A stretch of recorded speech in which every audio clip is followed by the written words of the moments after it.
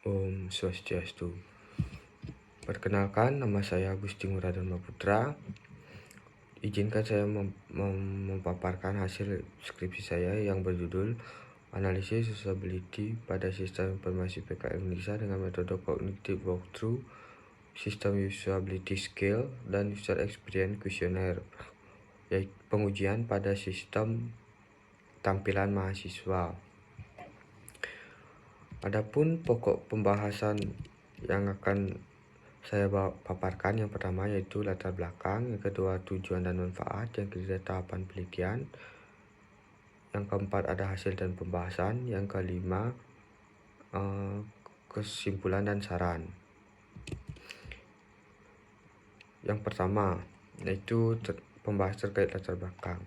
Menurut Satnyana, praktik kerja lapangan atau PKL merupakan kegiatan pendidikan, pelatihan, pembelajaran yang dilaksanakan di dunia usaha, industri ataupun lembaga yang sesuai dengan kompetensi siswa sesuai dengan bidangnya. Dalam kegiatan PKL terdapat website pendukung kegiatan PKL. Salah satunya yaitu Sistem Informasi PKL Indonesia. Website Sistem Informasi PKL Indonesia merupakan upaya untuk memediasi kegiatan PKL. Berdasarkan dari observasi awal yang telah dilakukan, Sistem Informasi PKL Indonesia terdapat beberapa permasalahan, diantaranya permasalahan satisfaction. Menurut Prabawa, dalam pembangunan sebuah website, perancang harus memikirkan desain terbuka yang user friendly. Oleh karena itu, perlunya pengujian usability terhadap pembuatan sebuah website. Menurut Hadi Dwijoyo dan Ernawati, usability berasal dari kata usable, yang secara umum berarti dapat digunakan dengan baik. Dalam ujian usability, ada beberapa metode yang dapat digunakan, salah satunya yaitu Cognitive Walkthrough. Cognitive Walkthrough atau CW merupakan metode usability atau dengan satu atau lebih aspek yang dinilai melalui beberapa skenario tugas dan sejumlah pertanyaan untuk menggali permasalahan dari perspektif pengguna. Adapun tools yang dapat digunakan untuk membantu pengujian usability yaitu dengan dua kuesioner, yaitu kuesioner SUS dan UEQ. Menurut Brooks, SUS atau Usability Scale merupakan metode berbasis kuesioner yang dapat digunakan untuk mengetahui sejauh mana kegunaan suatu sistem dari pandangan subjektif pengguna. Sedangkan UEQ merupakan User Experience Questionnaire, bagian dari tes usability klasik dalam mendapatkan kesan komprehensif UX.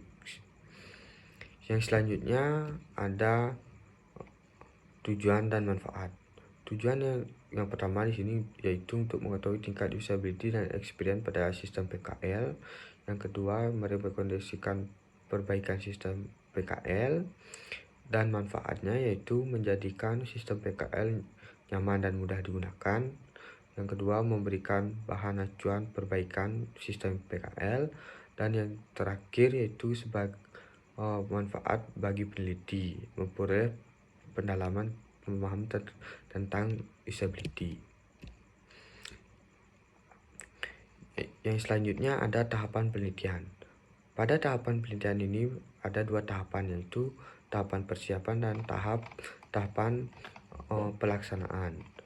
Pada tahapan persiapan, tahapan yang pertama yaitu melakukan observasi awal, yang kedua identifikasi masalah, yang ketiga ada studi literatur, yang keempat menentukan responden.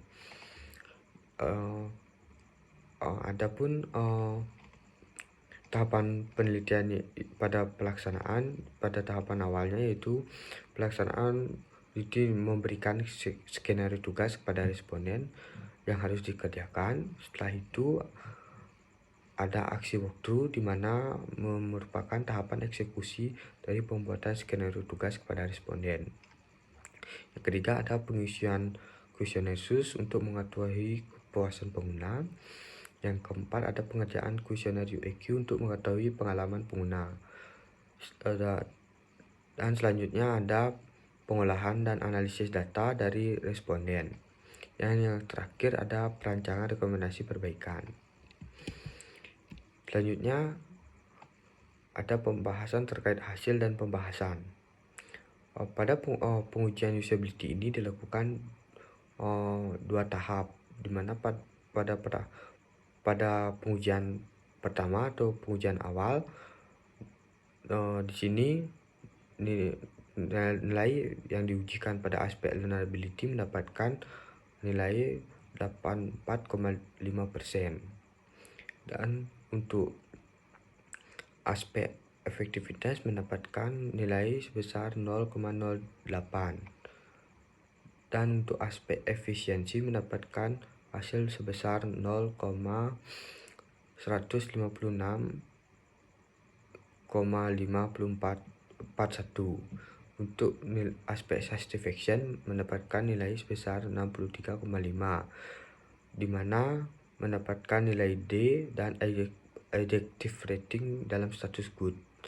Untuk experience-nya mendapatkan nilai di atas rata-rata pada semua skala, sedangkan untuk skala persuasi saja yang mendapatkan nilai di bawah rata-rata. Untuk menunjang dari pendapatan pengujian awal, dilakukan perekomendasian perbaikan. Yang perekomendasian perbaikan dilakukan pada halaman awal, di mana perbaikan yang dilakukan itu memperbaiki tombol login, search, di mana tersebut sesuai dengan saran serta pengalaman yang dialami oleh responden karena adanya kebingungan, serta permasalahan tersebut belum memenuhi poin 2 pada 8 golden rule. Selanjutnya pada halaman dashboard, yang diperbaiki yaitu pada judul halaman serta saat menu diminimize dan adanya perubahan warna. Yang ketiga ada pada halaman edit link, yaitu memperbaiki garis bawah pada edit block. Yang selanjutnya ada pada halaman penguji dilakukan perbaikan pada judul halaman serta perbaikan tabel.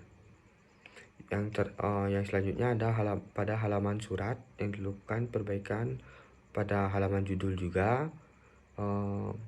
Dan yang selanjutnya ada pada halaman tambah data surat, yaitu dilakukan perbaikan pada garis bawah di bagian nama dokumen dan jenis.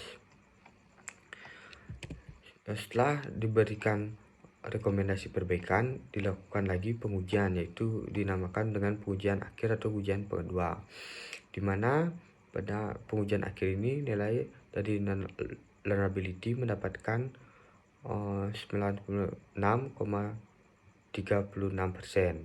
sedangkan aspek efektivitas mendapatkan nilai 0,014. Selanjutnya aspek efisiensi mendapatkan nilai 0,04517. Selanjutnya pada aspek satisfaction mendapatkan nilai sebesar 89,375.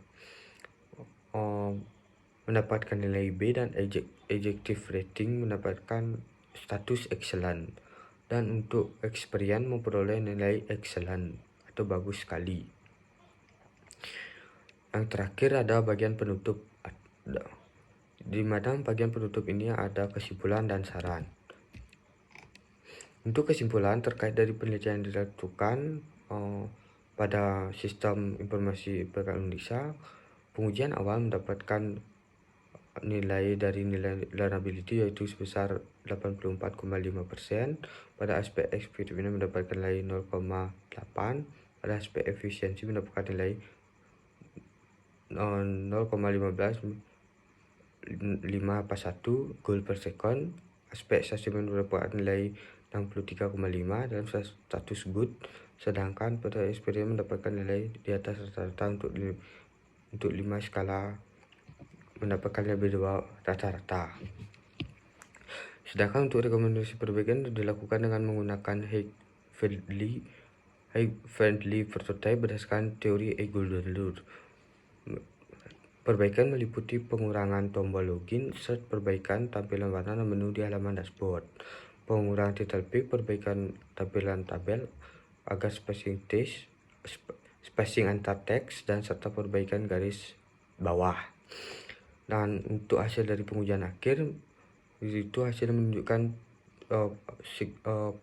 peningkatan yang signifikan pada aspek learnability sebesar 96,36%, experience sebesar 0,014, efisiensi sebesar 0,0457 goal per second, dan aspek satisfaction mencapai 89,3775 dan dalam rating excellent.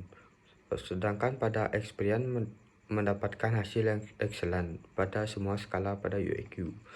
Yang terakhir ada saran. Dalam penelitian ini penulis memberikan saran yaitu diperlukan untuk peneliti selanjutnya. Saran yang diberikan adalah pengimplementasian rencana rekomendasi perbaikan yang telah diberikan oleh penulis, serta bisa melibatkan evaluator yang expert dalam bidang UI UX dalam memeriksa dan menilai suatu fungsionalitas dalam desain antarmuka suatu aplikasi berbasis website. Sekian yang dapat saya paparkan. Saya tutup dengan Om Santi.